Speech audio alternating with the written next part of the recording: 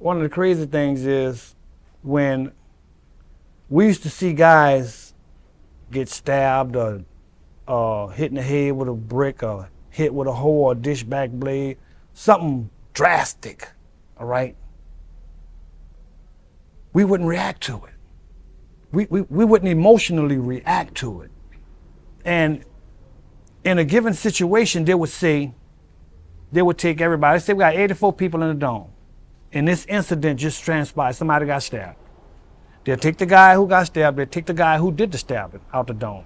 And they'll take each individual out that dome one at a time, interrogating them. The only thing they want to know is what you saw, who did it. If you don't have nothing for them, they're going to tell you go back to the dome and get ready to go to work. They don't want to hear about how traumatized you is. They ain't going to give you nobody to talk to. They don't care nothing about your mental, your psychological. They don't care nothing about that. So let me continue to tell you about my transition out here. What I started doing was I would go to the juvenile detention center and I would talk to the young guys. I would talk at Angola, I would talk at DCI, I'll talk at Cotton Port, I'll talk at Tallulah prison, because if I don't know nothing else, I know prison life.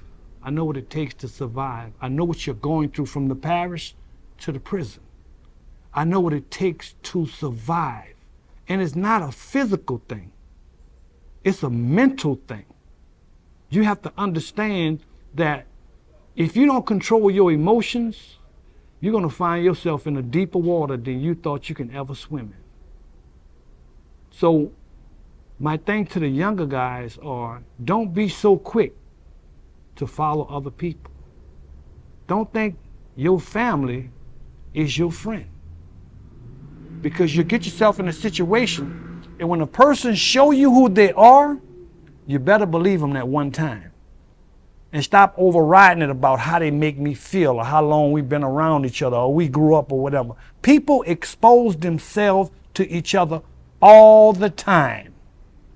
But we always overlook it because of how the attachments are, how I feel about you. You showed me you was real this time. But you'll find yourself in a world of trouble following somebody. You got to rationalize your situation. It ain't always the point to where a person did something. It's just that you're with somebody who did something that can cause you to have a life sentence. And I explain that. You got to do your own thinking, no matter what it is, and understand the consequences. Because the way things are set up, they're out to destroy us all. And you got to be mindful of how you move. That's why I go and I talk to as many people as possible. It ain't got to be black. It ain't got to be white. If you are incarcerated, if you are a troubled youth, I got a message for you. You need to wake up. We need to find more people that's capable of directing these troubled youth, these kids that has gotten in trouble because they don't have no leadership. They don't have a role model to follow. They don't have no man.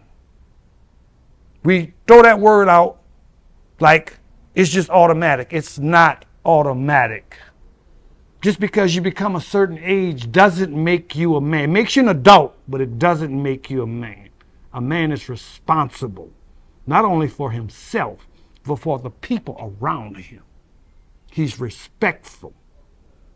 It's just so many other things that require to be a man and not just pick up the word like you're picking up the stapler. No. You got to go through some things to be a man. And another problem is people think that maturity comes in the age, and it doesn't, man. It doesn't. Being incarcerated, God has exposed a lot of things to me. He gave me wisdom to understand individuality and the diversity of people. And maturity is not just in one lane. You could be mature on your job, but you might not be mature in your relationship. You might not be mature on a football field.